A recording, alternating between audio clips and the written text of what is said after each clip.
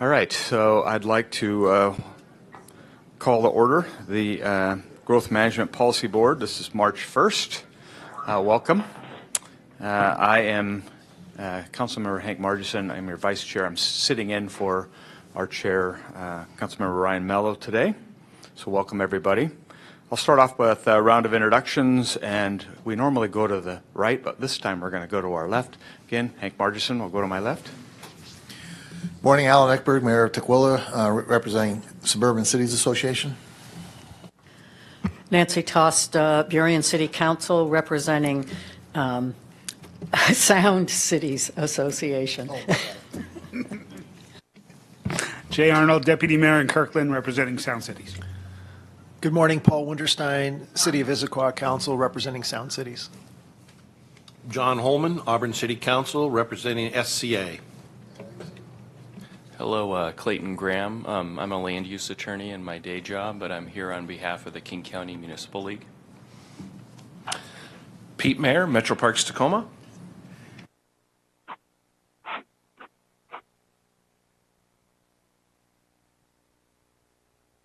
Part of this exercise is also to make sure we get our microphones working.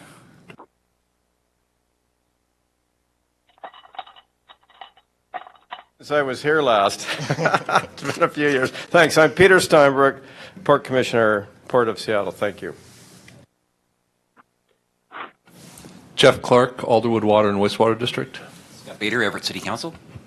Jan Schwede, Arlington City Council, representing Snohomish County. Terry Ryan, Snohomish County Council. Lorena Ng, Washington State Department of Transportation. Michael Scott, Bainbridge Island City Council, representing Kitsap cities.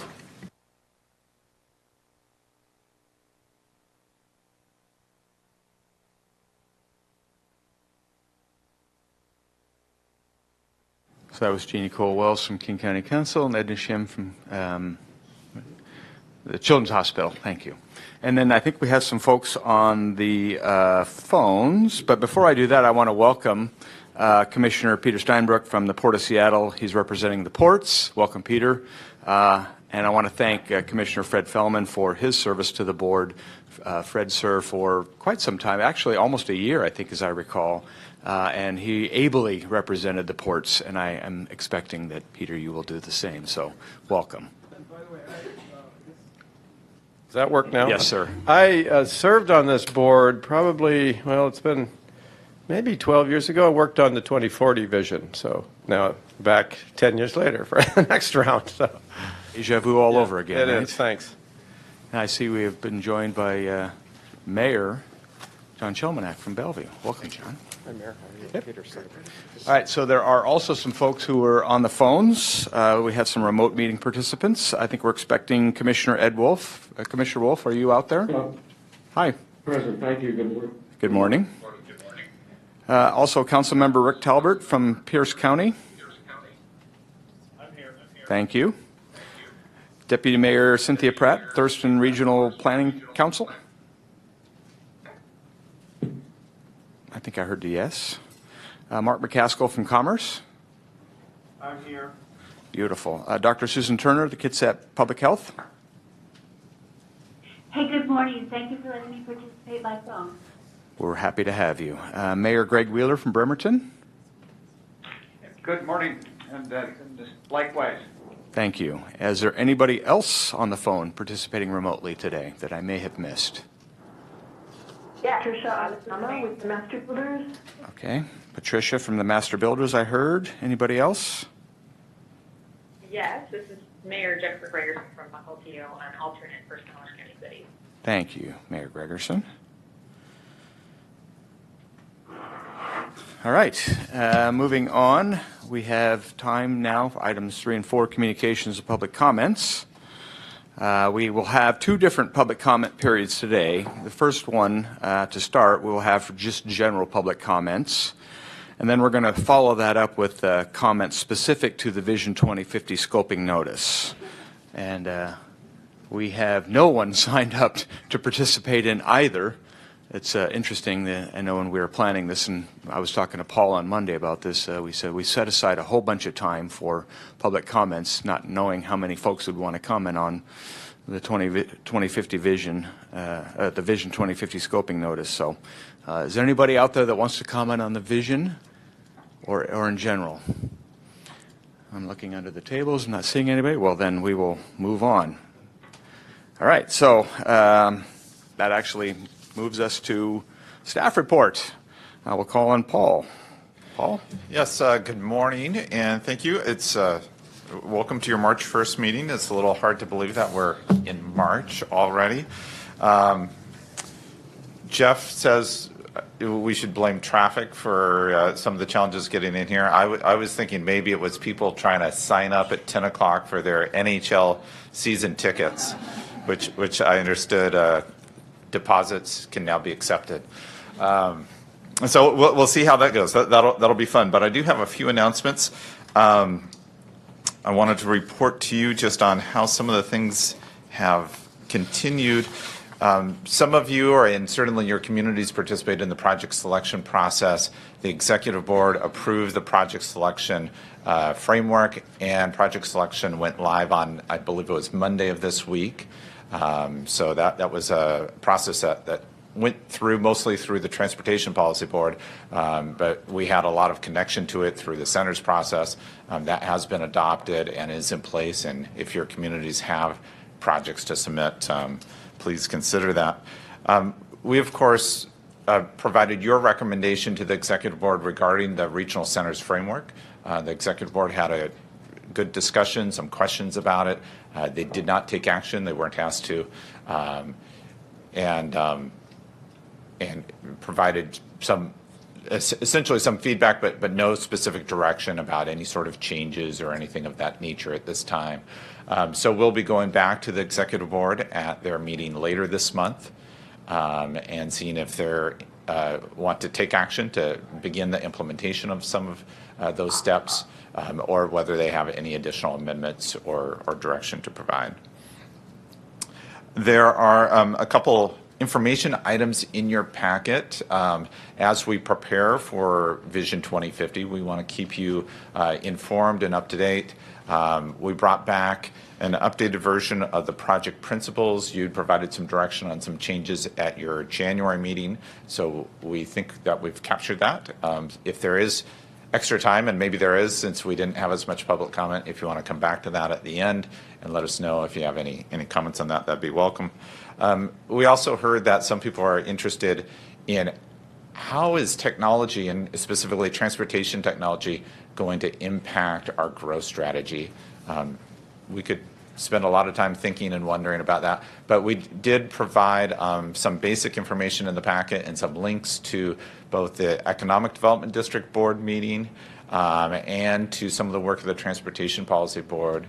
The Economic Board had a really fascinating presentation by Daniel Malarkey looking at autonomous vehicles and some of the different implications, as well as including some of the economic opportunities for the region. So it's very interesting. Some of it is just what's all the different terminology. The acronym that people are using these days is ACES, autonomous, connected, electric, and shared. I'm sure that the terminology and the acronyms will evolve as quickly as the technology changes, but so there is that information in there. And last, I just wanted to give you an update about our scoping process. So let's see if this is, I have just a couple slides. We have gone out to four parts of the region so far with different listening sessions. We've had really good turnout by a range of people. Councilmember Schwede was at one of them. We were over in Bremerton yesterday, and Mayor Wheeler helped introduce Vision 2050 to the audience and gathering input for the scoping process. So those have been very successful. We have one more coming up, which I'll note. This is a quick map of participants in those listening sessions. So we've really had participants from a wide area of the region. The colors represent the different sessions that people went to.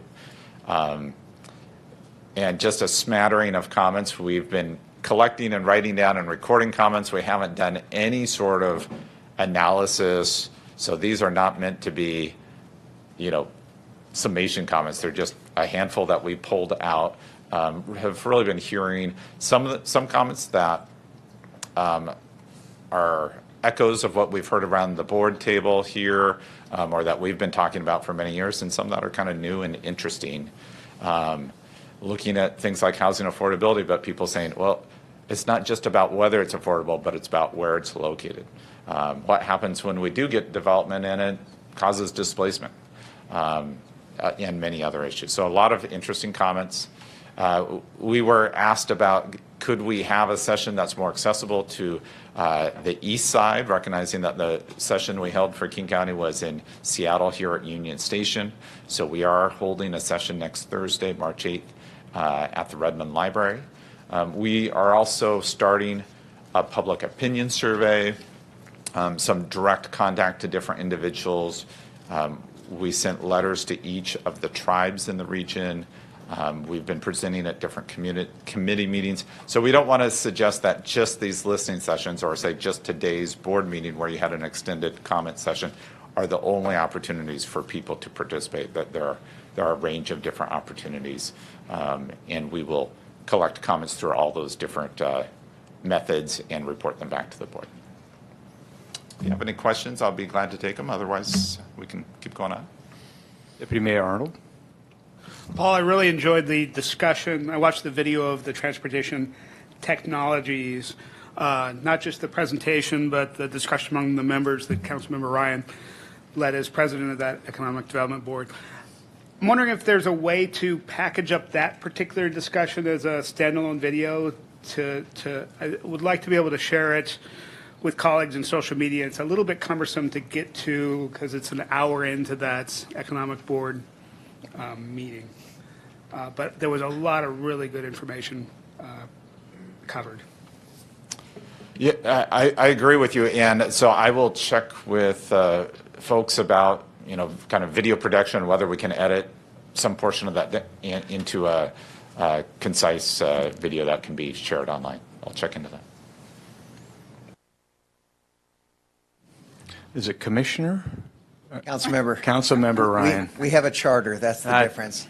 You think I'd remember this? If you're talking about the autonomous vehicles, I believe the presenter brought his own cameraman and filmed the whole thing, so might be able to access it that way. I think you're right. So we'll check on that. Thank you. Any other questions? I should also say, while it's also a grand day, if you want to put money down on hockey tickets, it's also the Sounders' first home game of the year, so go Sounders. I'll be there. All right. We are now at our consent agenda. On our consent agenda this month are the approval of our minutes from the GMPB meeting held on February 1st. Move adoption of the consent calendar. Motion by Mayor Chelmanak, second by Councilmember Holman. Any comments, questions, concerns with the minutes? All in favor say aye. Aye. Opposed? Passes unanimously. Thank you. Next item on our agenda is an action item. This is recommend the full certification of the comprehensive plan for the City of Milton. I will call on, I see Liz, no Michael. Oh, there they are. Okay, he's just a little slow out of his chair. We're going to call on Michael Hubner and Liz Underwood-Boltman to walk us through this process. And I'll turn it over to Michael, I believe. Yes, good morning and thank you. Slow out of my chair, but quickly through the slides. The City of Milton recently adopted amendments to its comprehensive plan. We had previously reviewed the 2015 major update of the comprehensive plan and conditionally certified that plan due to some inconsistencies between the land use element and the transportation element with respect to the land use assumptions and future growth numbers that they were using to plan for. So we've been working with them over the past couple of years, and they were able to amend the plan and rectify those inconsistencies. And also clean up the plan, make it a lot clearer how it relates to regional and countywide policies. It's a stronger and better document, and we were quite happy with it and are recommending full certification at this time. So the action before you is that this board and the Transportation Policy Board recommends that the Executive Board certify the transportation-related provisions of, it should say the comprehensive plan as amended in 2017 are consistent with the multi-county planning policies and the regional transportation plan and conform to the Growth Management Act requirements for transportation planning for Milton. Motion by Deputy Mayor Arnold, second by Councilmember Second. Holman. Any questions, comments? Seeing none, all in favor of the recommended action, say aye. Aye. Aye. Opposed? Passes unanimously. Congratulations, Milton. I'm going to turn it over to Liz to talk about a different, I believe, your next agenda item. Next agenda item is item 8. It's also an action item. This is the Sumner-Pacific request to extend the Regional Manufacturing Industrial Center provisional status, essentially to give them a little more time to finish up on some of their paperwork. Yes, good morning. Sumner-Pacific Manufacturing Industrial Center was provisionally designated in April 2016. Many of you were on the board and probably were familiar with that designation process. So the current designation procedures for new centers gives jurisdictions 2 years to complete a sub-area plan. The cities have completed some work to date, including having a consultant under contract. They've completed background research and have engaged with stakeholders in the community. And as part of the designation process, there was a fair bit of discussion about floodplain management on the White River, and that's continued to have a process associated with that is helping to feed into this planning effort. So the cities provided a letter in February requesting an extension, citing that the sort of multi-jurisdictional effort between the two cities and the coordination with the White River process have necessitated a need for a little bit more time and requested a joint extension to April of 2019. I know the cities are here if you have any questions about the planning that they have done to date or will be doing into the future, but staff recommend granting the one-year extension of the plan. So the recommendation to requested by the cities. Councilmember Schweddy? Oh, I just have a clarification question. So since they were provisional, does that mean that that the requirements that we just did with the centers, they will fall under now, or will they still be under the old criteria? So that's a good question. The objective with the framework update was to kind of try to harmonize all these different things together, and so that by sort of 2025, there's more consistency between what's existing today and what's coming into the future. So I would say what the framework really did was help to sort of bring up the rest of the standards to the kind of standards that Sumner and Pacific have to meet. I think one exception to that is that this particular process with a provisional status and an extended time frame to do a sub-area plan is sort of eliminated under our current the framework that was recommended by the board, so that you have to have actually completed a sub-area plan by the time you apply. So yeah, I think sort of everyone else is kind of so we've lifted up the standards elsewhere to match these. Yeah. I think I got it on here. Just a question and a Steinbeck. comment. Perhaps you could tell us how many acres are involved in the proposed M&I Center, approximately? I don't have that off the top of my head. Do the cities have a?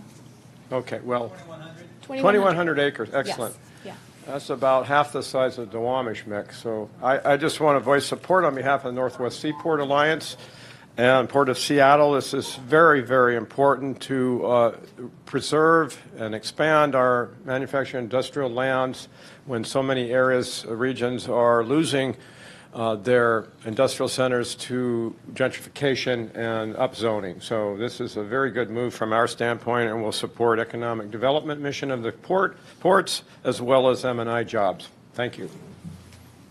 Thank you. Anybody like to make a motion? Deputy Mayor Arnold? I move that the Growth Management Policy Board grant a one-year extension of the Sumner-Pacific center sub-area plan requirement. Okay, and a second by? Second. Okay. Councilmember Holman, we have a motion and a second. Any other comments, questions? Then I will call the question. All in favor of the recommendation, say aye. Aye. Opposed? Passes unanimously. Thank you very much. Councilmember Ryan, you are now free to leave. Thank you for staying. Appreciate it. Sorry, I pride myself in my attendance. I usually stay to the end. I actually have an ambassador from Latvia stopping by my office today, and I've got to get going. So that special circumstances. No problem. Thank you, We sir. understand. Thank you for staying. These next items are discussion items, and the first is the item 9. It's the 2050 forecast of people and jobs. And I'm going to butcher your last name, Carol, but I'll try. Carol Naito and Michael Jensen. Michael, yours is easy to do. So they're going to brief the board on the draft forecast of population and jobs for 2050. I hope you're all sitting down. Ready? Thank you very much. So a number of you may know that back in January, we released the final draft of our latest regional macroeconomic forecast, which extended that forecast out to the year 2050 for the first time. And we're here this morning to share some of the highlights of those forecasts and growth assumptions with you. So we're going to start with this slide that provides just a little bit of background about the forecast. The macroeconomic forecast is a long-range, kind of big-picture forecast of jobs, population, households, and other economic and demographic variables at the regional level. It provides regional summary totals that are utilized as inputs to PSR's suite of models and tools, downstream models and tools like our urban sim land use model, Soundcast travel demand model, air quality, and transportation revenue tools. It also establishes the growth assumptions that are going to be used for the Vision 2050 plan update. For example, for updating the regional growth strategy out to the year 2050, and for providing the growth assumptions that will be used for the environmental analysis of the plan alternatives. We update this forecast every 2 to 4 years to refresh the model with with the latest data and the latest research and thinking on those trends. We've been working with an economic consulting firm, Echo Northwest, based out of Portland, Oregon, over these last few months to update the forecast and the model, and that's what we're here to present to you today. Before doing that, I just want to take a moment to acknowledge and thank the members of our Land Use Technical Advisory Committee. The LUTAC is comprised of demographic and technical planning staff from our member jurisdictions, and they were immensely helpful in terms of reviewing and providing feedback on numerous draft iterations of the forecast before we got it to its final stage. We also want to thank the Office of Financial Management for their willingness to coordinate and share data with us. Our two forecasting processes happened in parallel with each other, and it was very helpful to be able to work with their agency in terms of sharing forecast assumptions. So thank you to both OFM and LUTAC. So with that, we'll just jump into the numbers. The long-range forecast is really for continued strong growth in the region. We are projected to hit about 5.8 million people by the year 2050. That represents a growth of 1.8 million people between now and then. And that population forecast is really based on an assumption of continued strong job growth in the region, combined with the dynamics of an aging population. These are the key drivers of that population growth trend. The long-range forecast for employment is to hit about 3.4 million jobs by the year 2050, an increase of about 1.2 million jobs between now and then. And really, it's the fact that we've got this robust, continually diversifying economy that continues to outperform the national economy, which is the driver for this jobs forecast. This slide just kind of helps to put those numbers into some perspective, because these are big numbers, 1.8 million additional people, 1.2 million additional jobs over the next 33 years. But if you take a look at what those absolute numbers look like in comparison to what happened and unfolded over the previous 33 years, you can see that they're really very, very similar and comparable to each other. In the last 33 years, the region grew by 1.7 million people and 1.1 million jobs, slightly less than what we're anticipating over the next 33 years. But given our larger base, that translates actually into slower average annual rates of growth. 1.1% population growth over the next 33 years compared to 1.6 million in the preceding 33 years. 1.3% job growth per year in the next 33 years compared to 2.1% in the previous period. So really just, I think the scale of growth that we're looking at is very comparable to what we've seen happen over the last 3 decades. I referenced earlier that some of the key assumptions that we were folding into our population forecast is related to the dynamics of an aging population, and this slide really helps to kind of articulate some of those drivers. So you'll see here a graph, a chart that shows the percentage shares of the region's total population by 3 age cohorts: seniors, children or persons under the age of 20, and then sort of a workforce age cohort of persons between the ages of 20 and 64. You'll see that senior share growing from what was a very stable 9 to 11% over the last several decades, really starting to rise after 2010 as the baby boomers start entering into that 65 plus age cohort, and rising through about the year 2030 at about 18% before leveling off. Simultaneously, you'll see the share of young folks in the 0 to 19 age cohort shrinking from 37% back in 1970 to 21% in 1950. Those things together really just sort of dramatically change, what our age demographics look like. So if you think about what this does in terms of driving population trends, we're always going to need folks in that workforce age category, especially assuming continued strong job growth. So you've got continued growth there, but as we enter into these next couple of decades, the increment of seniors on top of that is going to be significantly larger than it has been in the past, and that is going to be an additional bump over the next couple of decades that's going to carry forth through the forecast period. A couple of other demographic highlights from our forecast have to do with households and the trend in household size. This chart here shows the expected trend or growth in the region's households. We expect to hit about 2.4 million households in the year 2050, which is about an 830,000 increase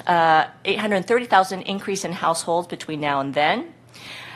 Simultaneously, we see this remarkable trend in household size. There was a dramatic decline in the average persons per household in the region through the 1970s and 80s, related to the entry of women into the workforce and the delay of childbearing and fertility rates. That really stabilized over the last 20 to 30 years. But we anticipate that with the aging of the baby boomers again, that we're going to see more empty nester households, more one-person households going into the future, and as a result, we're going to see that household size decline again. And this will translate into a greater demand for housing. In order to house the people that are going to be coming to our region to work here and to have families here, we're going to need more housing units to house that population. We thought that this particular audience would be interested in seeing how PSRC's forecast compares with the GMA county population projections that were released by the Office of Financial Management back in December. This chart shows the historical trend line in purple, PSRC's population forecast out to 2050 in orange, and then OFM's high, medium, and low population projections out to the year 2040 in green.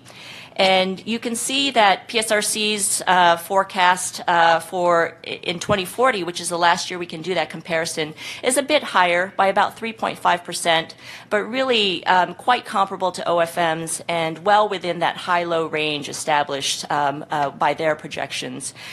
We should note that both forecasts, both PSRC's and OFM's forecasts, reflected an upward revision from our previous iterations, sort of reflecting the tremendous growth that we've seen in the years coming out of the Great Recession. We have a couple of more slides here just to address the question and issue of forecast accuracy. Of course, we're releasing some big numbers, and these numbers have some significant ramifications for the planning work that this board and our agency will be undertaking with Vision 2050. And so the question arises, well, PSRC, you've been doing forecasts for many, many decades. We've actually been doing regional forecasts as a part of our federal MPO duties since the 1960s. Just how accurate have your forecasts been? So this chart takes a look at all of our regional forecasts for population going back 3 decades to the late 1980s and seeing where they fall relative to our latest forecast for the year 2020. Which is just 2 years off, and so we're going to assume that we're going to be pretty close to the mark there. And since the late 1980s, our regional forecast for population has ranged between about 4.0 and 4.3 million.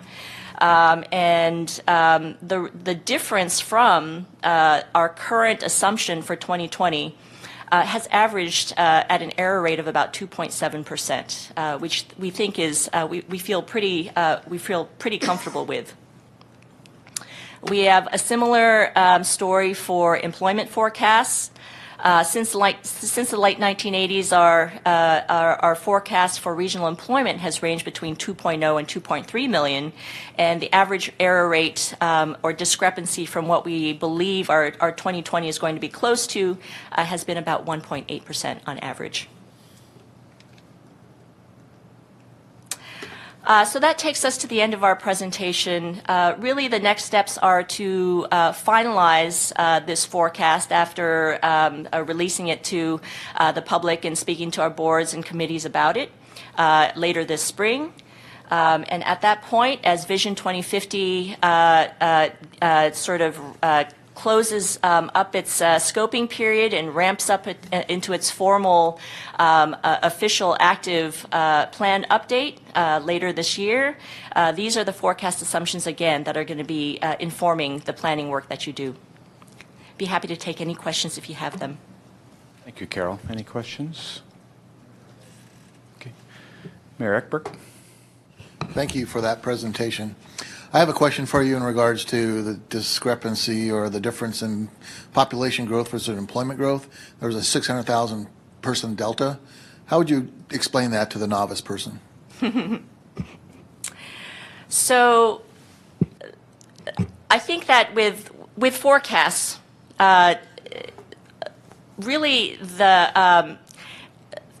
when you take a look at the percentage difference between the high and the low, yes, that can be a fairly substantial range. But when you look at the percentage difference in terms of what that range looks like, given the size of the base, it really sort of makes that forecast and the variability in that forecast much narrower in scope. And so you really have to sort of put those numbers into context of what the size of the base is. 4+ million in terms of population, 2+ million in terms of jobs. I might just add that if you are not looking at one of those forecasts, one of the earlier forecasts in the 90s, that the differences between the employment and population forecast accuracy are very close, with that one exception. As I recall, this was one of the questions that we have been asking for, I think, from back in January, where how have we done compared to our forecast? And it looks like we're pretty close in terms of what the actual population and jobs may turn out to be from the mid-'80s. I'll call on Deputy Mayor Arnold next. As you looked at future job projections, what assumptions have you made, with any, on how the economy shifts, especially in the service sector with technology and automation? That's an excellent question. It's one that we really tackled straight on in terms of setting the scope of the work for this particular update with our contractors. We asked them to specifically take a look at the degree to which we can more directly account for the role of the technology sector as a driver in our forecasts, and how the model accounts for that particular sector. The short answer is that with a model like ours, which requires sort of historical data sets to sort of drive what our projections are for how certain variables do in the future, that historical data set with the technology sector is not really long enough to provide much reliability. We over the course of our contract with them, had them take a look at just different options for how we could sort of better define that technology sector, because as you know, right now in terms of industrial sector categorizations, you have Amazon in retail, others in the information services and elsewhere, and was there a certain way to sort of bring these together into a more definable sector? We made some advances there, but in general, I think it's still a tough nut to crack. It's definitely one in our radar, one that's on our radar, and one that we'll continually try to stay on the forefront of as we move forward. And any consideration for job loss in different sectors as the economy shifts? That's also an excellent question. So with this particular forecast, our goal is more so trying to establish a stable, long-term assumption of growth. So we tend not to want to try and capture those more immediate up and down cycles in the economy. So the goal of this particular model and forecast is not to anticipate when the next downturn or the next upturn is going to be, but to really sort of take a long-term look to see where we're going to be, where we're likely going to be in 2040, in 2050. And so we softened those kinds of ups and downs in this particular forecast. Just mention, in terms of long-term trends with sector change, that is reflected in the forecast. For example, increased productivity in the manufacturing sector and the continued, because of productivity, the increase in jobs in that sector is not commensurate with the increase in generated products.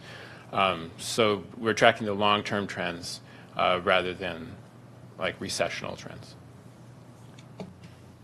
Commissioner Steinbruck, yes, thank thanks. you next, and I'll get over this. You may not have this prepared at this time, but I'm particularly interested in seeing what the projections are, perhaps starting with the no-action model of where housing and jobs will be distributed throughout the four-county region, particularly urban centers, towns and cities, and outside of those areas, because I think that's sort of central to what we're focused on.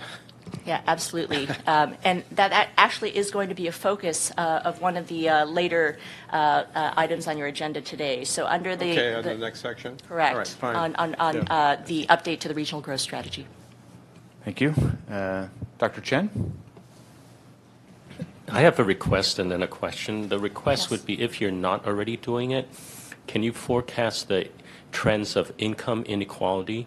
I think this will be particularly relevant to your first one. I mean, as the population ages, you're going to need people to support their Social Security and other things, and we know that if the population continues to grow, but income inequality worsens, then the economy is going to do worse, and health does worse too. The question I have then is, so is staff going to come forward with recommendations based on this? For example, looking at your first slide about the aging population, does that mean that the region and the economic plan should be looking at higher wage jobs because you're going to have a smaller base to support the jobs, right? The Social Security and tax base and so on. And with the, you mentioned the decrease in household size and the increase in demand for housing. Does this mean that the suburbs, which really came about post-war and baby boom, is that something that areas should start revising their comp plans? And are we looking at different demands for smaller housing and things like that? Are we going to be looking at aging in place? And how do we deal with all that? All excellent points. I'll start with your first, which is the request for us to consider income and income inequality in our model. So income is a variable in our model, but it's aggregate income and per capita income as opposed to the distribution of income across income groups. This is, you're not the only one to raise questions and have interest in this topic, and this is certainly something that's on our radar. Again, as with technology, the issue is the lack of, sort of historical trend data on a regular basis, on that income distribution. We had decennial census data every 10 years or so until the Census Bureau rolled out their American Community Survey program, which allowed us to get that kind of information on a regular annual basis. And so, with that shortened trend data, the variability or the reliability of the output for that particular variable can be pretty broad. But again, this is, in addition to the technology question, one that's clearly on our radar because this is an intensely important, sort of variable and planning concept in terms of planning for equity and how to address the needs of our households at varying income levels. So thank you for addressing that. And in terms of recommendations coming out of this forecast, really, yes, these assumptions are sort of guiding the things that are going to be taken into consideration as a part of the plan update. I may turn it over to the planning staff, but I think that in terms of housing demand and supply issues specifically, those issues will certainly be taken up as a part of, determining, sort of both the housing needs as a region and the more localized needs of each community.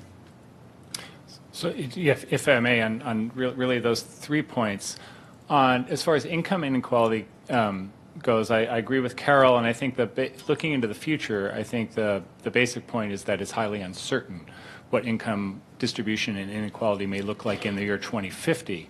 We do have data on trends nationally and within the region on income inequality and also its geography within the region. That's something we can certainly look at. It certainly feeds into the equity discussions that we anticipate as being part of the vision update. As far as the housing goes, absolutely the regional forecast is one of a number of technical inputs to us looking at what is the regional housing need and what are the planning implications. Household size is going to be one of those. The household size forecast that actually a regional council produces through this macroeconomic forecast is used by the counties and the cities in establishing housing targets. So it actually feeds directly into planning. So there are implications not only for the number of units that are needed, but also the types of units as the population ages, and that gets to the aging question, which is there are housing implications to an aging population. There are planning implications more broadly, and we're actually going to touch on that in the next data presentation, which looks at a number of trends returning to the aging, the demographic trends that we've seen on the retirement of the baby boomers. Can I just add one more thing here? And that's that the last part of the question is great. That's really what we want you to start thinking about, and we'll have discussions over this year about those types of implications. I'd ask you to all write down 830,000 on your napkin or scrap paper, and then, you know, tonight or over a drink this weekend, just do a little doodling math about housing densities. Try out 10 per acre. How many acres is that? It's kind of fun math to play with as to how much space will 830,000 housing units take in this region. And like I said, we'll have a number of sessions over the course of the year to dig down on that in much more detail, but it's kind of fun to just mentally play with that a little bit. It's funny you mentioned that because I wrote that down. Councilmember Schweddy. I just wanted to ask, are your slides on our website or in the agenda? Are they someplace I can access? They are. Okay, thank you. Councilmember Cole-Wells.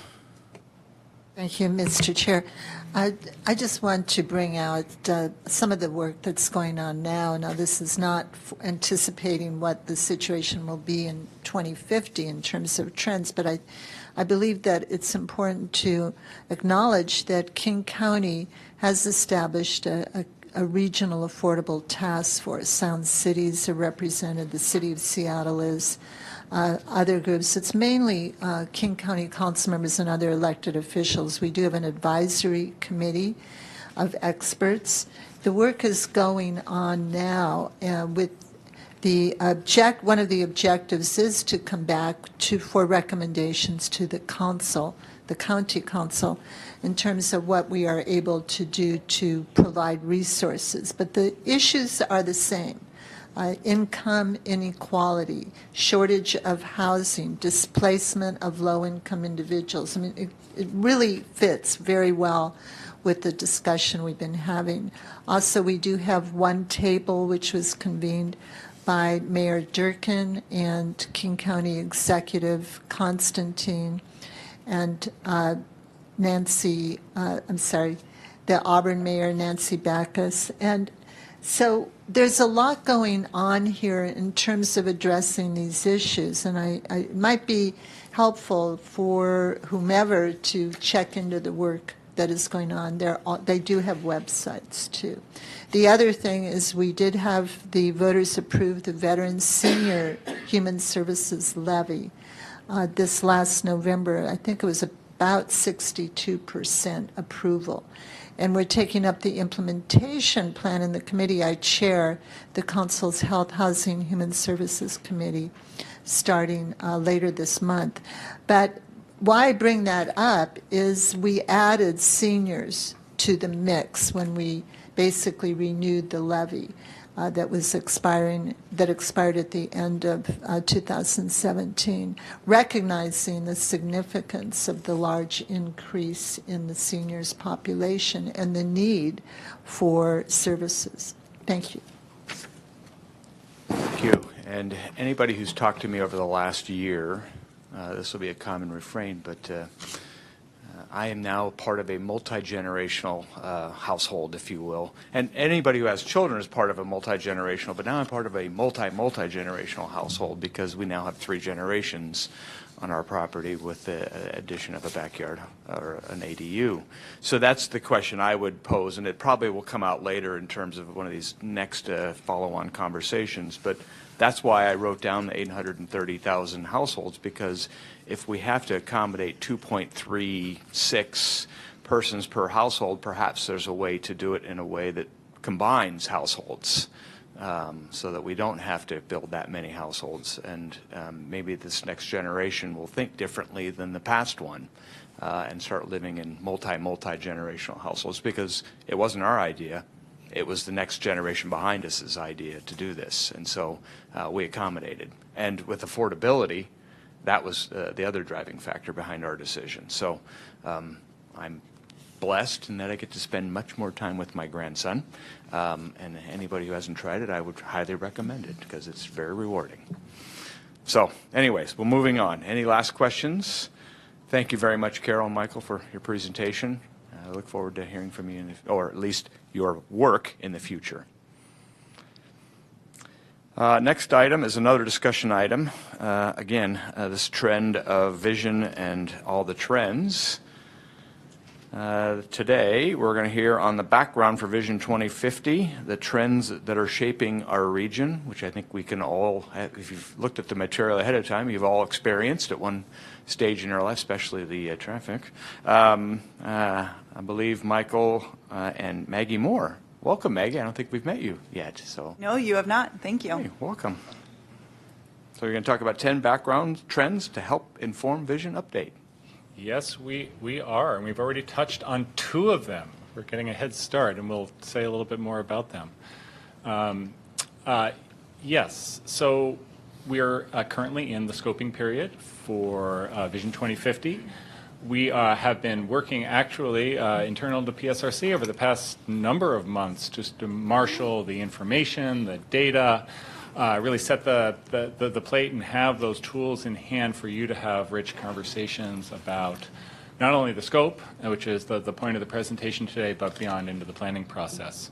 So what we're going to do today is we've culled from various data resources that we have either here at PSRC or we gleaned from secondary sources and selected 10 key data trends. They are selected for so that we can talk about them and expand upon them in the context of a board meeting, but also bear in mind that there are other data certainly that we have and would welcome your ideas as we go forward with Vision 2050, what other information you may want to see. The other thing that we've done with these data is take a look at the region as a whole. And we know that a lot of you will come to the table with more of a local perspective within your county or your city. And many of the data we're going to show today, while they reflect regional averages or totals, we have data that can be broken out from within the region as well. So as implied here, this is background for you to consider in drafting the scope for the project, identify key issues that we would devote our staff and board time to addressing in a little bit more depth as planning topics.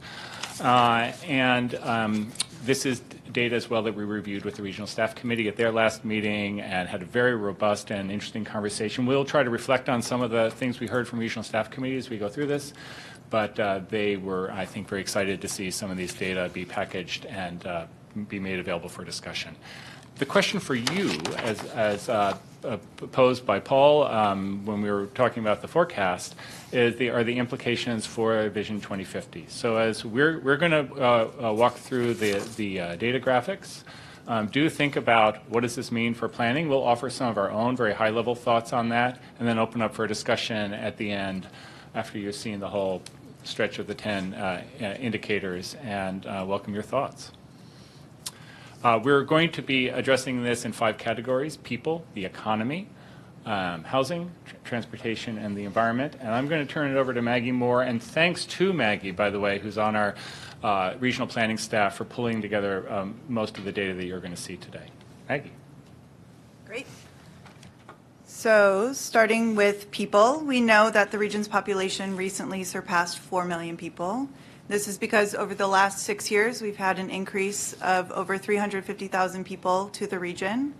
And the last 2 years, we've had more than 80,000 people added every year. And this is the largest increase since the early 90s. So these increases have a real effect on housing and demand for services, which we'll talk about as we talk about more of the trends. So mirroring national trends, the region is becoming more diverse. And here we are looking at a map that shows geographies of people by race and ethnicity. So each of the dots on this map represent 20 people. The blue color is the population that is white, and then the other colors are different races and ethnicities. So here, 1990, 15% of the region's population were people of color. In 2000, 24%. In 2010, 31%. And in 2016, 35% of the region's population are people of color. And this increase is because 81% of population growth since 2000 were people of color. And then I'm going to do the map one more time so you can really focus on how this has moved throughout the region. So in 1990, people of color are really in these pockets in urban areas. And as we progress through to 2016, you can really see the movement. And you have these slides, so if you want to look through them more. It's very entertaining. So moving on as well, mirroring national population, and as we talked about earlier, the region is getting older. In 2015, seniors made up 13% of the region's population because of the baby boomers beginning to reach 65 in 2011. Kitsap County had the highest proportion of its population of seniors at 16%, but the majority of the region's seniors live in the urban areas of King, Pierce, and Snohomish counties. And the region will add 500,000 seniors by 2050. And so as this population ages and baby boomers begin to age as well, the impacts needs for housing and services, urban design, so creating walkable communities for people to be able to get around, different transportation options, including special needs transportation services, and a whole other needs and services for these older adults. So I'm going to just touch on two snapshots of the economy and how it has been growing and changing within the region. As was noted when looking at the forecast, we are in and this goes an observation as well on population. This is an unprecedented, really historic period of expansion within the region, both in terms of population and jobs. It's been a long and a strong recovery since the last recession. And this graph shows the net job change across the 4 counties over that period. We're at approximately 60,000 jobs a year clip right now, just a 3% increase in just this past year. Going back to the beginning of the recovery in 2010, the region has added about 350,000 jobs in total. That's a 20% increase. If we were to look all the way back to the year 2000, and we do have data, of course, on that, all 4 of the region's counties have seen significant employment growth. But looking just at this recovery period, the employment, new jobs have really been focused much more in King and Snohomish counties, 86% in those 2 counties. And regionally, the unemployment rate has dropped to 4%. Really, both the job growth and the unemployment reflecting that this region, at least as a whole, is really blessed with a strong economy, and these data show that. This can be broken down by sector, and there's a lot of information on this slide, so I'm just going to highlight a couple of things here.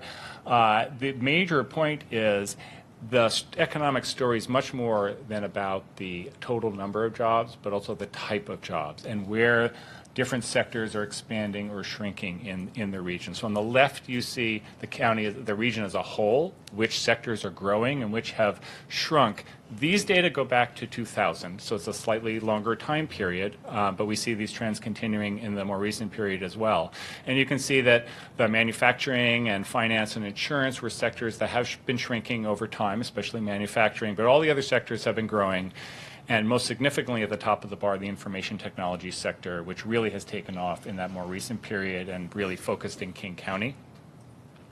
Which gets us to the right-hand part of the slide here, which shows some of the highlights of the sectoral changes within each of the counties. And each county looks somewhat different.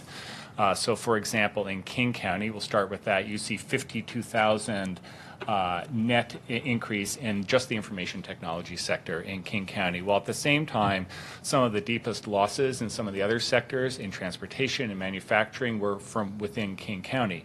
Part of what's going on is some of those sectors are shifting to some of the other counties. So looking at, for example, Pierce, you see manufacturing not declining nearly as much, and transportation actually increasing, construction sector increasing. Snohomish County is one of the bright spots in terms of manufacturing. Boeing and Payne Field leading the way, but not their other locations as well. And a net increase in manufacturing jobs over that period, and some increases across some of the other sectors as well, also transportation and construction. Kitsap County, the government sector, 6,200 jobs. You're probably wondering, are they all working for the city of Bremerton? No. But that is the naval shipyard. So it's manufacturing in a sense, but driven by the needs of the military, and but really manufacturing type jobs, and largely in Bremerton. There are other jobs in there as well. So that paints a picture of a changing economy in terms of its distribution and aggregate changes across the region. Implications here are need for space for offices and for industrial activities, and certainly the impact of job growth on housing, demand for housing, housing prices, transportation as people need to move around the region to get to work, and freight mobility. So many implications to these economic trends. Councilmember Tosta. Michael, you show, it looks like on the left-hand side, healthcare is one of the largest, but you don't show that in any of the breakouts by county. Is it distributed equally in terms of that growth, or? Yes, it is very broadly distributed, and we took a staff prerogative here to highlight primarily on the right-hand side some of the major changes or shifts over time, but also some of the export sectors, and like information technology, which are drivers of the regional economy. You're right, healthcare is fairly broadly distributed, as are food services, retail, accommodations, and even government to some degree. All of those sectors have been growing a lot, and they are primarily serving the population growth in the region. So they're internally driven job growth. There we go. And Maggie's going to talk about housing. Yes. So here we are looking at both rental and homeownership prices back to 2010. And both of these have seen an increase of 60% over the last 5 years. And this is affecting all counties in the region in all areas, but prices have increased the most in areas where jobs and incomes have also increased. And so this really just demonstrates the need for that supply is not keeping up with rising needs and population growth, and that we need to continue to supply for a variety of housing types and household sizes, as we talked about earlier. So here we are showing cost burden by income level. So renter households, I'm going to break it down a little bit so this is a little bit easier to digest. So if we look just at renter households making between $50,000 and $75,000, we can see that 30% of these households are cost burdened by housing.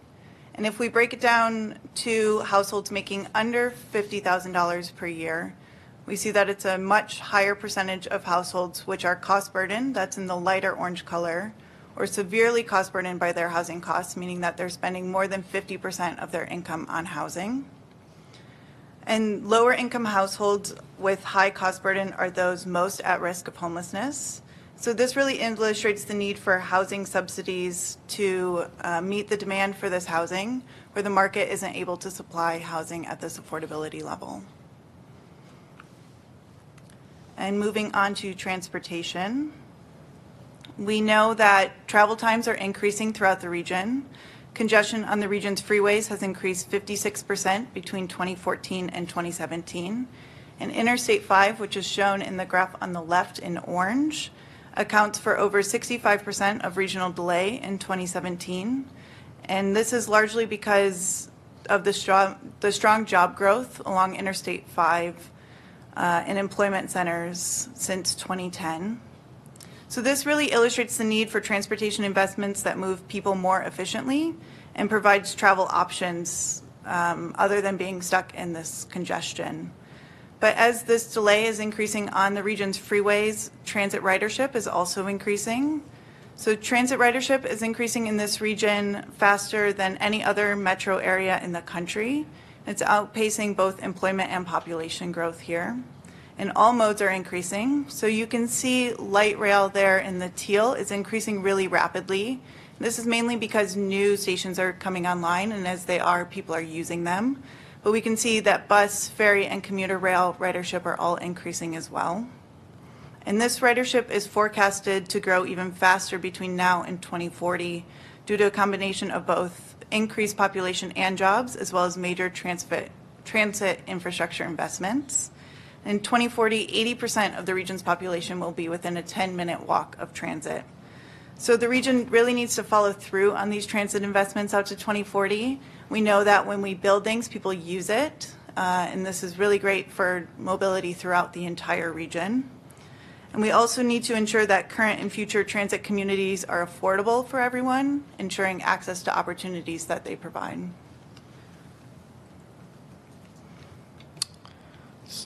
So finally, the environment. My preface on the environmental measure is that this is a critically important body of data and a topic for the region. It's a central piece of Vision 2040 is the environmental framework undergirding the regional plan, but it is a difficult data area to summarize in a regional data point. So we chose one, and there are other data that we certainly could look at going forward, and we chose to look at the health of Puget Sound. We also are leaning heavily on one of our regional partners, the Puget Sound Partnership, who have been tracking multiple indicators of the health of Puget Sound in their vital signs report. And last year's latest version of this, just selecting one particular really indicator measure from among the various data that they track, the population of orcas in the region has been declining from a peak in the mid-1990s to a population of about 76 right now. The target population is 95, so it's well below the target population for a sustainable orca presence in Puget Sound, and it's an indicator species with respect to its relationship to salmon populations, certainly, but also water quality. But it is just one of many indicators, actually 21 data trends that the Puget Sound Partnership tracks in its vital signs report. Many of them are quite technical, relating to water quality and various implementation measures, and we took their lead in trying to summarize these by looking at separating them into trends that are getting better, that show improvement across the board, those that are mixed, and those that are flatlining, not improving, or actually getting worse. It is roughly a third, a third, a third. A third of the indicators are getting better, a third are kind of a mixed bag across the region, and a third are either not improving or getting worse. Examples of ones that are getting better: restoration in floodplains, shellfish bed availability, wetlands that are restored. You see, largely these are things that we're doing. These are implementation actions, and we're doing pretty well in a broad set of actions to improve the sound. On the other end of the spectrum, things that are not improving or getting worse are things like, as we mentioned, the number of orcas, the condition of swimming beaches, the Chinook salmon population. These are more outcomes. So what you see here is a picture of a lot of success in a broad effort to improve the sound, but not yet seeing a lot of positive uptick in the eventual outcomes that are sought by taking those actions. So that's where we stand right now, really a mixed bill of health. The implications for planning go beyond water, and we primarily are talking about what happens on the land here at PSRC, although not exclusively, of course, and things like stormwater management, impervious surfaces, the health of watersheds and preservation of open space, public services like sewage treatment. All of these have impacts on the sound. So this is a good source to look at how we're doing on the land as well. There are other data, for example, related to greenhouse gas emissions and climate change. Open space preservation. You recently heard a presentation on our regional open space conservation plan draft, which also have a wealth of data on what I like to think of this as, let's pay attention to water, land, and air, and we hope to be able to bring some of that information to you as we move forward with Vision 2050. So with that, back to the original question. What does this all mean for the plan? Some of these data trends you may have noted as we went through them were big flags that went off in your mind as we really need to deal with that in the regional plan. Some of them may be things that we're actually doing a pretty good job of. The plan addresses fairly well right now. Or you just may have generally questions about how we're using data in the plan. With that, I open it up for any comments or questions you may have. Councilmember Winterstein. Thank you. Do you have population health trend information? You provided some health information, environment related. What about people health? Well, obviously, you didn't see that in the slideshow. We did hear that question from the Regional Staff Committee, and actually it's something we are doing some pre-work and reaching out to the health districts in terms of their input and ideas on how to better integrate health and healthy communities as a planning topic. And one of the things we've added to the mix is get their input on is there one or several data that we can look at across the region that would tell us something about health trends. So it's something we're working on. Mr. Clark? The numbers on surface water don't look good right now. The impact of surface water on the state of Puget Sound is significant. If you add 830,000 more housing units plus the commercial and industrial that will accompany that over the next 30 plus years, the potential for considerably worse impacts on Puget Sound are great. The understanding that I have is that the more recent development has been more thoughtful and less impactful, but I think that the long-range plan needs to be very strong about reinforcing that trend.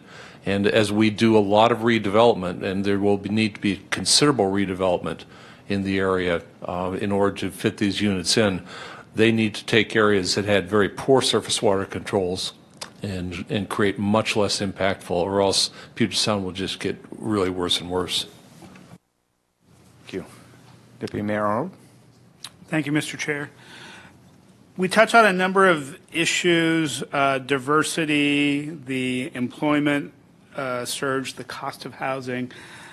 Are we going to see any trends that say, how do these impact, say, what are the trends involving equity within our region? Because we're seeing pieces here that inequities are increasing, but I'd like to be able to understand how much and have that be part of the discussion moving forward. The short answer is yes. I would anticipate we would be exploring that dimension of the data.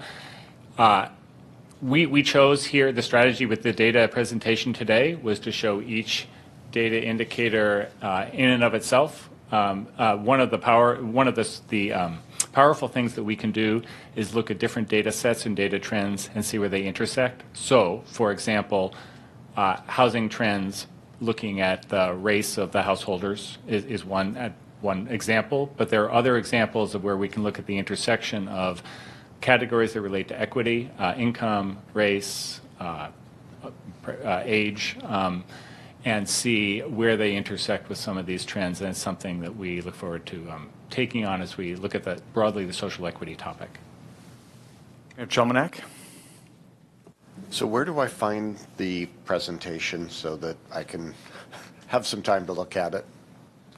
So we have them in two places. One, we have them with your board materials, but we're also on the Vision 2050 webpage for us. We have actually each of the three presentations from today will be posted up there. So you'll see the forecast information, the trends information, and then what Michael will get to in a minute, performance of the regional growth strategy. And if we have a few minutes at the very end, I'll show everybody where the website is and how to find that stuff. But so, okay, so it'll go on shortly, sometime. Okay, that's perfect. That because I really need to spend a little more time with it. 86% of the job growth in Snohomish and King County. This was all going by very quickly, but do you have a raw number on that? And did I read correctly that if there's 36,000 manufacturing jobs lost in King County, basically only about half of those were reproduced in the other three counties? It seemed to add up to about 16 or 17,000. Yeah, well, first question is, it's I'm trying to do the math quickly in my head. 86% of 349,000, so about 300,000 jobs, I think, if I'm doing it right, in King Snohomish is the actual net growth since 2010.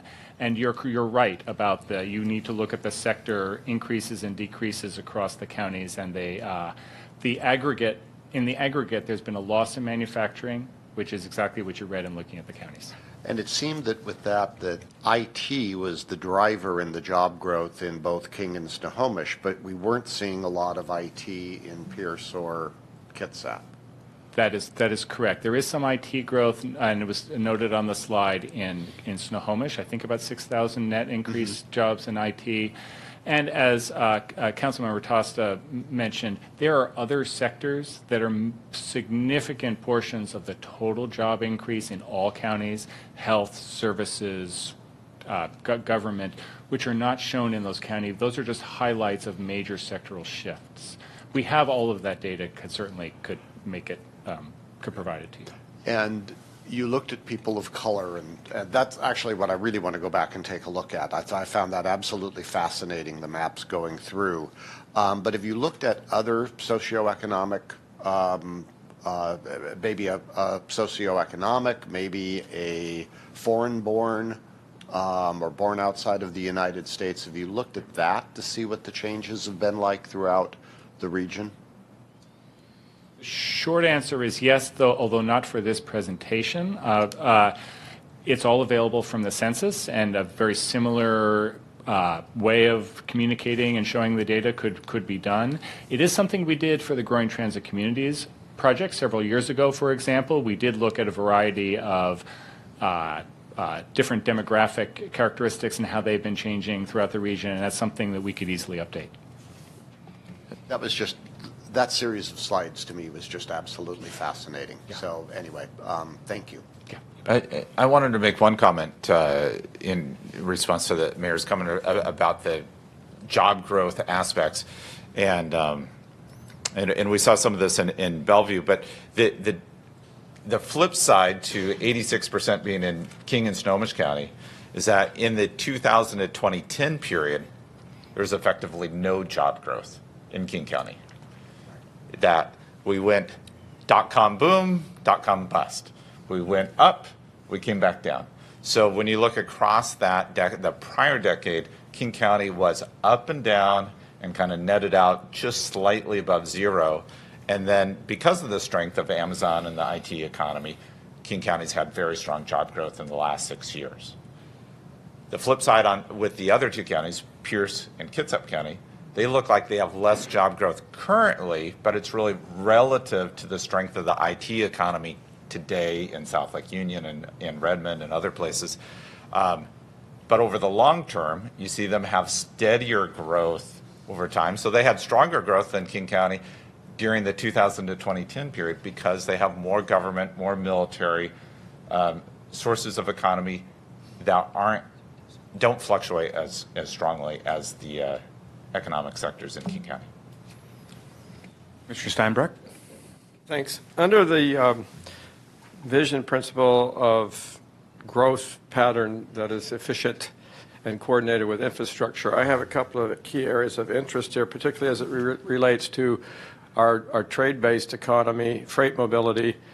You didn't present any data on vehicle miles traveled, current trending, and what we can expect in the total picture. It's a very raw, big number, I'm sure, but as differentiated from delays, I think that's helpful in terms of our capacity there. And related to that, any data that is more specific to freight mobility, freight delays, freight corridors that are key to moving our goods and our shipping corridors and that sort of thing. I'll just mention them and then I'll stop here. It's related issues are inflow and outflow between urban centers, which I think is collected by the Census Bureau. I don't know if there's been an update there, but that would help us understand the relationship of where people live and where they work and which areas of our region are perhaps disproportionately burdened by higher traffic patterns in and out of cities. Bellevue and Seattle in particular are key areas where we're seeing a lot of cross-lake travel. People aren't necessarily living where they work, as we know. So I think that would be particularly helpful. And then finally, the jobs housing balance indicator and whether we have any plans to set goals in that regard with respect to our urban centers. I know that it was previously an area of goal setting and tracking, but ideally getting back to the efficiency of growth, if that's not an oxymoron, that seems to me to be still very highly relevant to the future and strategies to encourage people to live closer to work and make that possible and reduce the transportation burden. So that's a lot to unload, but I figured I'd just give it to you all at once. So for now, I'll have more to come on that, of course. This isn't the only bite at the apple. Yeah, I know. Thank you. Councilmember Cole Wells. Thank you. I think I brought this up before, but I need to bring it up again. I find it really awkward that when we have PowerPoints here, that we do not have access to a printed copy. I can't always see the level of detail, number one. And number two, it's really helpful to have paper to write it down, my notes on particular slides. Now, maybe a budget staffing issue with you to have these printed in advance for us at the meeting, but it would be really helpful. So I would appreciate your consideration of that. Thank you. Thank you. Dr. Chen? Mayor Shelmanek reminds me of something which was last year at the University of Washington Tacoma Urban Studies program. They talked about how many middle-tier cities, and they brought in a speaker from Dayton, Ohio as example, use immigrants to infill their economies because the trend is as people age or as they make more money, they move out of the cities. And so many of these cities would actually go defunct because their tax base and housing, ownership all declines, and so the immigrants come in and they fill that. And they also pointed out for major, I think they used the term gateway cities, really dynamic cities we think about like New York, LA, exactly the same thing. It's the immigrants who come in and fill and keeps the economy diverse. And for our region, I don't know if that's the case, but this relates to the fact that national policy has significant impact because now there's even talk of restricting H-1B visas. So, the top recipients of that is software and healthcare, right? So I think we just need to recognize that there are national and statewide policies that could significantly impact the economy's robustness, even though they're not directly, population growth, job growth issues. Other questions? Other questions? Okay. Well, I just, you mentioned a few things that I made notes of. One, I think when you started this presentation, you talked about, these are the 10 topics or the 10 highlights or 10 major trends. Were there others? The notes I made, displacement, that's an issue, which sort of touches on what Dr. Chen mentioned. Income diversity, which we touched on a little bit. I noted open space, which has been talked about, social equity, which has been talked about. Then I also made a note about tree canopy, which under this environmental piece, but something that a lot of cities are taking on now is looking at the health of their community, and one measure is their tree canopy, which talks to what Mr. Clark was mentioning earlier, which is the health of the water. We want to make sure that our water is nice and clean. And then access to open space. You mentioned having open space, that's great, but if you don't have no access to it, it doesn't do anybody any good. So having open space where it has the most advantage to people, I think that's really critical as well. So, the water, land, and air aspect, I think, so it's the earth, wind, and fire, if you will, sort of a theme song as we go forward. I can hear it playing in the background as we go forward. You might have to get a copyright in order to do that, but still. That will be our theme going forward. All right. Any last comments on this before we move on? Hopefully you have some good feedback as we move forward. Yes, thank you very much. That was excellent. And we have a lot of work to do. And we're going to stay in the vein of looking at data and data trends, but shifting focus a bit toward a topic that emerged earlier when we were introducing the regional forecast, which is where in the region are we planning for growth to go? Where, and specifically, we're going to look at what the existing plan calls for in terms of a distribution of growth, what we have been planning for versus what has actually been occurring.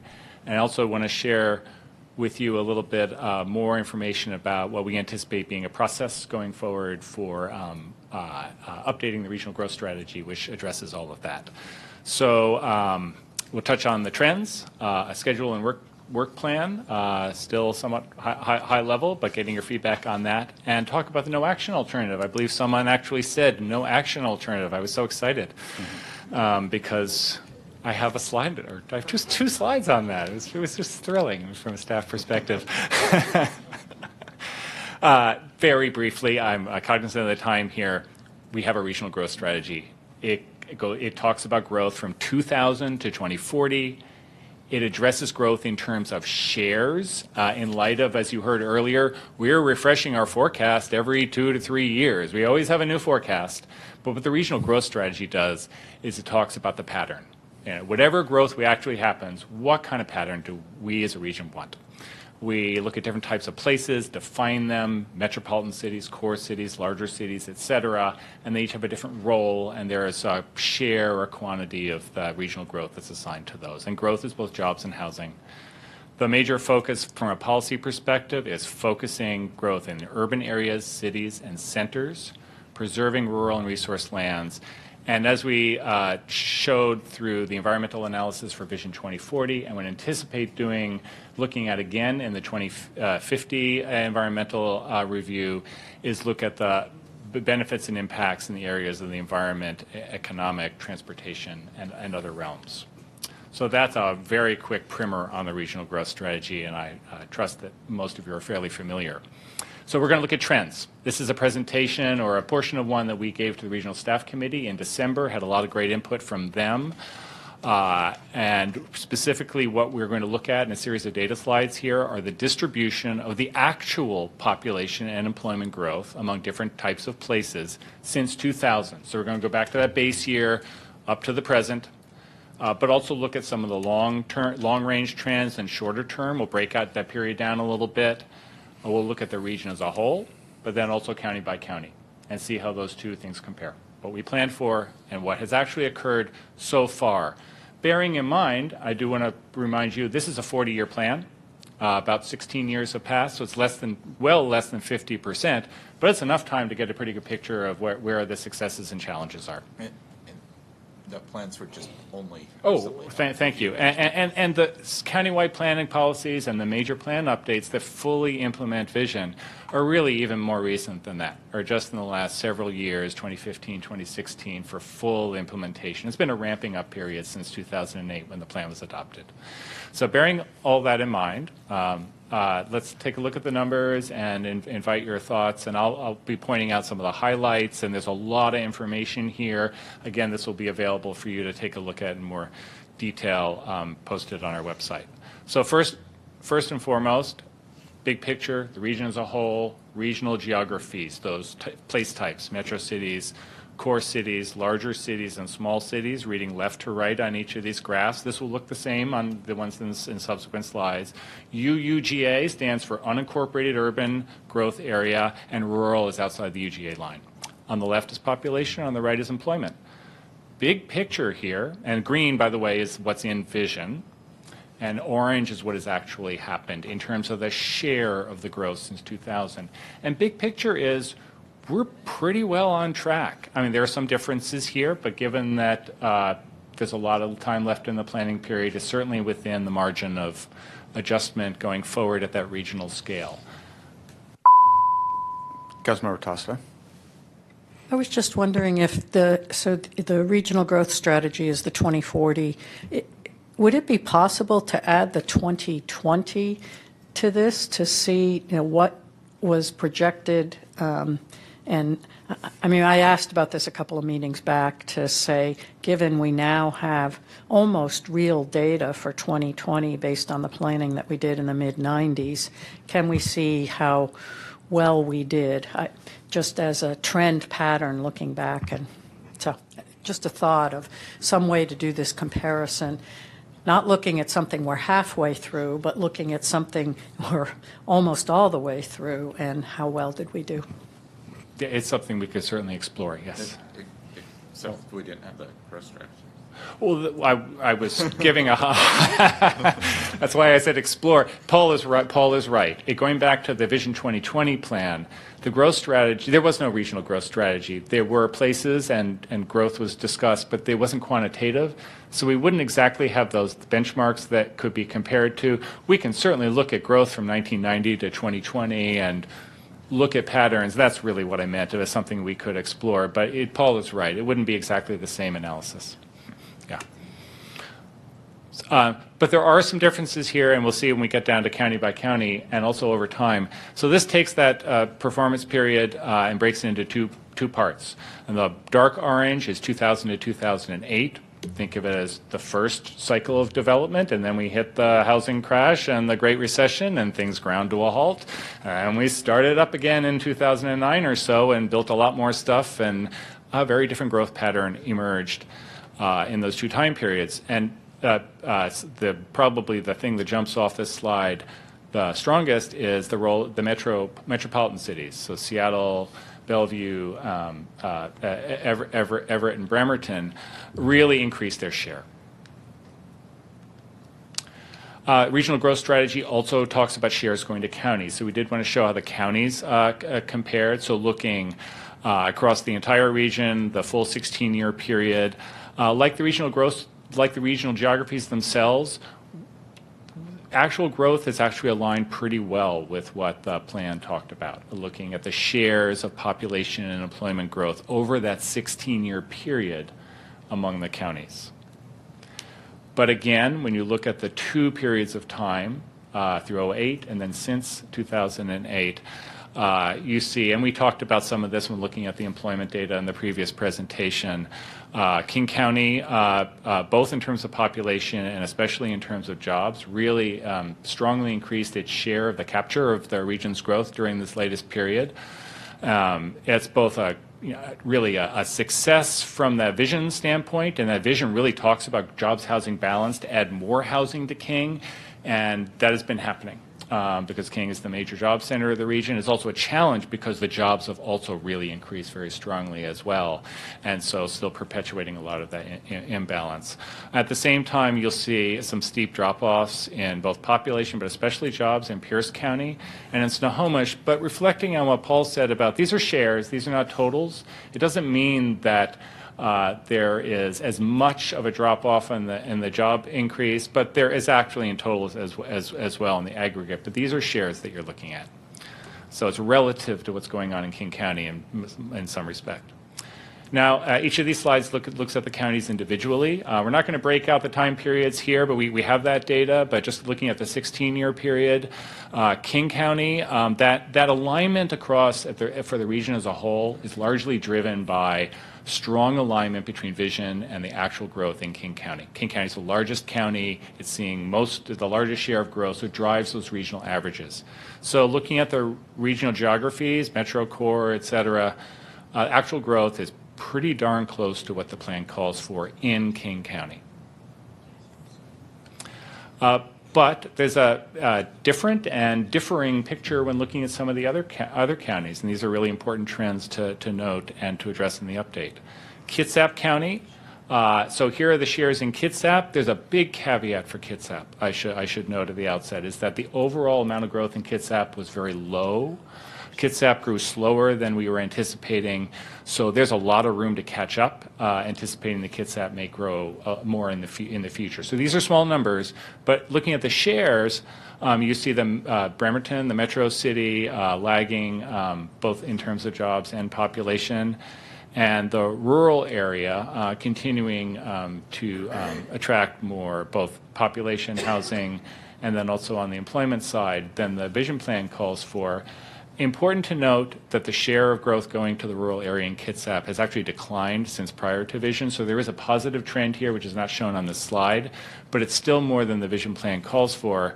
And on the jobs side, it's important to note that the tribal employment related to tribal activities actually is a major driver, not only in Kitsap, but you're going to see that in Snohomish County as well. And that falls outside of a GMA and a vision framework, but it's certainly a factor affecting transportation and other things in Kitsap. Pierce County, you're going to see some very similar sort of comparisons when looking across the other three counties outside of King, but some different nuances as well. Pierce County, central, the metro city, Tacoma, not yet attracting the kind of robust growth that Vision envisioned. The unincorporated urban area has continued to grow very rapidly in adding population and housing. There's a lot of capacity that really predated Vision in terms of the planning, and it's a large area. On the job side, you see small cities and the unincorporated urban also growing in terms of jobs. A lot of that job growth really is serving the population growth. So those are retail services. That's a lot of what's going on there, and really faster than envisioned as well. Snohomish County, so starting with the metropolitan city on the left, Everett. There's some substantial growth in Everett, especially in more recent years, and we don't have the breakout of the more recent versus the earlier period here, but it does show in that version of the data, but still a lower, slower growth than the share envisioned in Vision 2040. Core cities as well, and there are just a couple of core cities in Snohomish County falling somewhat below on population. Again, here the urban unincorporated area, really a major part of the actual growth that's occurred since 2000 in Snohomish County, and it's the potential in the urban unincorporated in Snohomish was envisioned in the plan. It's actually the largest share of planned growth, and you see in the green bar it's the highest for urban unincorporated, but the actual growth has been even more than that. It's a different picture here. This is a different kind of area than in Pierce. This is along the I-5 corridor, 99. There are transit options coming online. So similar trend, but perhaps some different planning questions going forward when talking about the meaning of this trend and its significance for the plan. So that was a very fast fly-through of, there's some very rich data here. We could look at this 8 or 9 different ways, but wanted to give you a snapshot of what the trends look like versus the plan. We think that some of those core questions going forward is what's going well, identify that, learn from it, expand on the successes. Where are the gaps and how wide are those gaps? What factors and actions are shaping growth, and how might the future look different than the recent past? What are the impacts on transportation, housing, and the economy of these growth patterns? And what additional data or analyses might be helpful in updating the regional growth strategy? So I'll pause there for some discussion. I do have some more slides I hope to get to on process, but this is really what we want to make sure you have a chance to chew on. Commissioner Steinbruck. Thanks. In the first bar chart you showed in reference that things are pretty well on track with regard to the strategy, it seems that everything on the right for most of your bar charts is not on track. It's going in the other direction, perhaps, which is in the direction of more development in the unincorporated areas.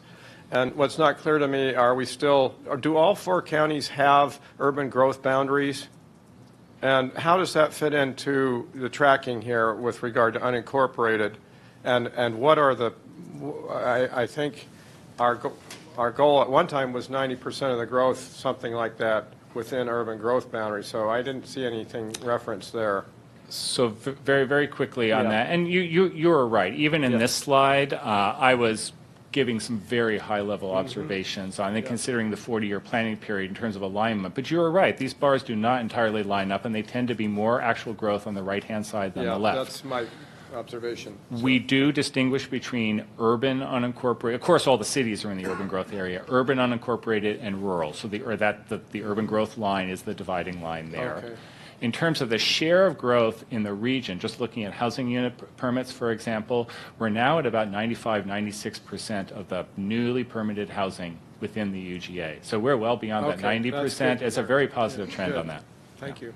But like you said, this is looking over that 16-year period. Oh, right. Yes. And we were at 70s, 80%. In the 1990s, it was more much more housing was going into the rural area.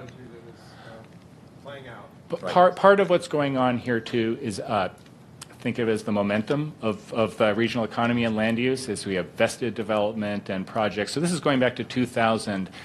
A lot of that was the momentum of growth and land use from prior to Vision, certainly, and even prior to the GMA. Okay. Deputy Mayor Arnold. Thank you, Mr. Chair. As you look at the background information in Spring 28, you also mentioned developing some evaluation criteria on this, and to build on what Commissioner Steinbruck's mentioning, as we talked about comprehensive plan certifications within this body, we talked a lot about how do you bend the trend for those small cities, rural areas, the freestanding cities and towns where their growth was beyond the targets that we had hoped. And so I would hope moving forward we could have a look at an evaluation of what tools do bend the trend, where we've had successes on that, so we can take a look at that moving forward, because clearly it's an area we want to focus on and have not been effective yet, given what you're showing. Other questions? We'll have more time for this, but no, I think Councilmember Cole-Wells is up from before. That's fine. Thank you, Michael. Go ahead. Very good, thank you. So we're going to shift gears a little bit here and talk about process, and where this is early work. We're really just sharing with you some of these early cuts at the data and starting to think about these questions. We anticipate a time frame for updating that part of the Vision 2050, which is the regional growth strategy, through the balance of this year and into 2019. We've chunked that out on this sort of graphic of the schedule here into really phases of that work and some milestones along the way. So starting really now is that data analysis, winter, spring of this year, bring some of that information to you, more of it to the regional staff committee, and really have all our toolbox full of all the tools we're going to need to address the important questions. We are anticipating and planning for a possible board work session, extended work session of this board that we're planning for June. So doing some preparatory work for that. We would bring both data and hope to focus on, through that discussion as well, some of the guiding principles and outcomes that you would want to see achieved through an update of the regional growth strategy. And then moving on to some of the heavy lift in developing scenarios or alternatives, and also address some of the questions that have been raised here and elsewhere about how we're defining the regional geographies, and maybe we ought to look at some different ways of distinguishing between small and larger cities, for example. During the summer to fall of 2018, start to have those bookend scenarios to look at for the distribution of the growth to 2050. And then moving into the winter and spring in 2019, refine those scenarios to something that can be addressed through alternatives analysis in environmental review, and for the board to start to talk about and move eventually, after we go through the SEPA analysis, toward a recommendation of our preferred alternative in the final plan, which will be about at the end of 2019. Graphically, this illustrates that process, just to be clear about what we see as the major steps in developing that preferred alternative. What we have right now is we know what the current plan says. We know the regional growth strategy as it is in Vision 2040. We're going through scoping right now. We're hearing from localities, from many different people about issues that relate to the regional growth strategy, and we're doing data analysis. That'll move into this work where we're looking at a no-action alternative, which we see as continuing the current regional growth strategy to 2050. It's a SEPA requirement. I'll touch on that briefly in the next slide. And then generate a small number of alternatives. It could be 1 to 2, 3, we don't know. Ultimately, but alternatives to the no action, and then moving on to a preferred alternative, which would be supported by, as Deputy Mayor Arnold was mentioning, the important step of the policies and the actions that help the region achieve that preferred alternative. So very briefly on the no action, so I just introduced the concept of we understand the no action to be a continuation of the existing plan. The existing plan talks about shares of growth going to different types of places, the regional geographies, and we have a regional forecast to work with now. So this is a very schematic representation of how we think the math works on that. We know this is just population as an example. We have population going out to 5.8 million in 2050. We have shares of that population that are in different types of places in the current plan, and we can apply those shares to the 2050 number. It doesn't mean the growth is going to happen in a straight line between now and then. It doesn't mean that this is the preferred alternative, but it is a starting point and a comparison point for looking at alternatives. And it does represent basically stay the course. What if we did, if you did not amend the regional growth strategy and just retained those shares? If you could pause Michael, somebody gave us an alternative wording for this. We call it no action because that's what SEPA law talks about. No action doesn't mean no growth. It doesn't mean nothing happens or everything stays exactly the same. It's as if Vision 2040 stayed in place and you took no action changing those policies. What did somebody else try to call it? Well, we have a number of nicknames. Which, but I mean, somebody trying to refer to it as something different. I don't recall, but I think the question that we have heard is we're looking at trends, and this relates to the trends you just saw, is that there are trends which do not align with these percentages that we're observing right now, and we ought to consider, well, what if that just doesn't change? What if we continue to see growth that doesn't align with these percentages? And shouldn't that be the no action? And our response to that has been, from a SEPA perspective and holding the plan in place, this is the no action on the plan. But looking at, well, what if trends continued and we weren't successful in bending the trend? What would that look like? And compare that to this is a very pertinent question, and so we would be looking at that. I don't know what you call that, but this is not, trends are not the only data we would be integrating into this process and considering. We also know a lot more about high-capacity transit, for example, given the commitments to investing and the plans done by transit agencies. We hope to know and understand a lot more about local plans and land use capacity in each of the cities and the counties, and to integrate that. We have our regional open space conservation plan work, which has identified a regional open space network. We hope to understand, and this is a tough nut to crack, but at least as a concept and a consideration, the location of urban services and utilities and their capacities. We don't have a map of the regional sewer service capacity. That's a challenging thing to do in the same way we can map other things, but it's something that we can work with our members to understand and understand how that feeds into this. And then finally, market demand. There's been a lot of work locally, regionally, looking at market strength. It tells us a lot about potential market forces influencing development over the next 5, maybe 10 years. A little harder to get a picture going out to 2050, but definitely information that we would consider and welcome. Also local knowledge on market demand that you and regional staff are bringing to the table. So that's the process. Next steps, as I mentioned in a previous slide, are this board working session, which we'll firm up plans for and you'll be hearing about. As I mentioned, the thrust there we hope would be bring everybody up to speed on the background and the issues coming out of scoping. The guiding principles and outcomes would be guidance that would be very helpful to this process to start to talk about in that forum, and that gives us a framework for developing alternatives. And then continuing to work on the technical preparations with regional staff committee and other key staff that have a lot of history and skills and knowledge to help us. There's some fairly complex issues here, and we want to digest that information and bring it to you to talk about. Thank you for that presentation. Dr. Chen? I just want to make a request, which is, and it's nothing to do with your timeline. I mean, as you look at the, revisiting the regional growth strategy and the update to Vision 2050, my staff and I sat down, looked at Vision 2040, and there actually is not a vision statement in Vision. There's lots of statements of principle. There's reference to the triple bottom line.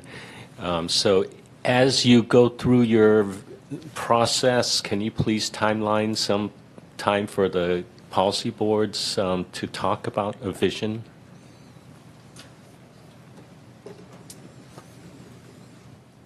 Yes, we can, certainly. Thank you. Thank you, Dr. Chen, for that vision statement request. All right. It's interesting that we are now at about 5 noon, and we didn't even have any public input. And so, in the political world, as I've found out, nature abhors a vacuum, so we will fill the time with talk, honestly. And you laugh, but it's true. We even thought we would have, I thought we'd get out early. Silly me. But we are at the end of our presentations. There are a couple of information items. I know Paul really wanted to talk about one of them, but I think I'll let that, unless you want to have a couple of words you want to share on the transportation technologies, but that's in your packet for review, as is the project principles for Vision 2050. So please take a look at those. If you have any questions, meet with staff to talk about those. Yeah, I just wanted to show people very quickly that, and if you haven't had a chance to say, we're kind of slowly but progressively building up information about Vision 2050 on our website so that the members of the public that want to find out, they can find out both about the project, about the scoping, the listening sessions, but also some of this background data. So if someone goes to psrc.org/vision, they'll find the latest information on Vision and about the plan update process. And then if you scroll down, 2 of today's presentations are up there right now. So we have the data trends information and the forecast information. We're going to take a version of Michael's last presentation about the performance of the growth strategy, take off a couple of the slides just about process and have it be just the performance slides and add that up here as well so that you don't have to go to today's meeting, remember which meeting's it at. We'll have this, and as this project, as the overall update project progresses, we hope to have a more expanded web presence of data and background information that you all and members of the public can find and use. Thank you, Paul. And I think I also heard earlier if we could have these PowerPoints available to us prior to the meeting so that if those of us want to print them, we could and take notes on them, that would be most helpful. So we'd be glad to do that. Definitely work on that. Our next meeting is April 5th, and topics, I say that with some glee, include Vision 2050 scoping comments and outcomes exercise. So we're going to get immersed in Vision 2050 over the next several months. If you thought Regional Centers update was fun, we're back in it. With that, we are adjourned.